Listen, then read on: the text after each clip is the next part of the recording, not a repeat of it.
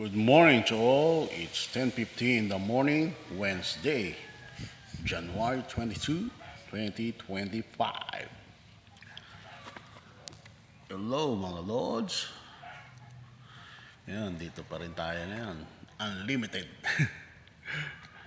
Linis pa rin. Wala namang ginagawa tayo. So, yun, linis na ng mga loads sa lote. Medyo malawak talaga.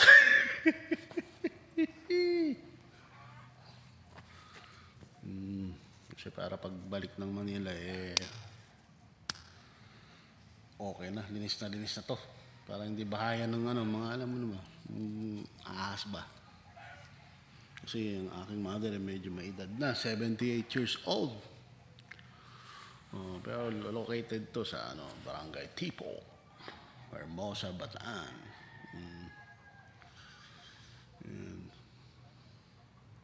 Sobrang init lang talaga, negro na tayo. Mga loads, pero yakang-yaka naman. Nandyan lagi si Lord eh. Ibigyan tayo ng kalakasan. Siyempre, buhay na walang hanggan. Lagi tayo magpapasalamat. Di ba mga kapatid? Marami na nangyayari sa mundo. Kasi puro sanlibutan eh. Yung iba nakalimutan na ang ating Ama.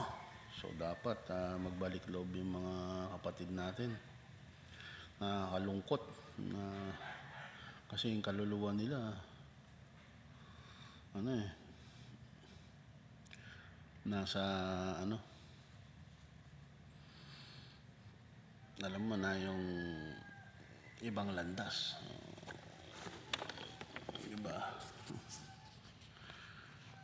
Dapat lagi tayong magpasalamat sa ating Panginoon. Siyempre, sa lahat ng mga araw-araw, sa lahat ng mga likha niya. Sa kalakasan, siyempre, unang-una.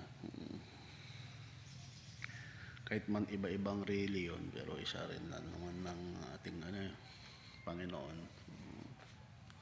Gumawa tayo ng mabuti. Higit sa lahat yung mga kapatid natin na naliligaw ng landas, hikayatin natin na magbalik loob sa ating Panginoon. Diba mga Lords? So sa susunod ulit na maglilinis na muna tayo. Ingat palagi. God bless. Always remember that Jesus loves you all the time. This is Jerry 2 signing off.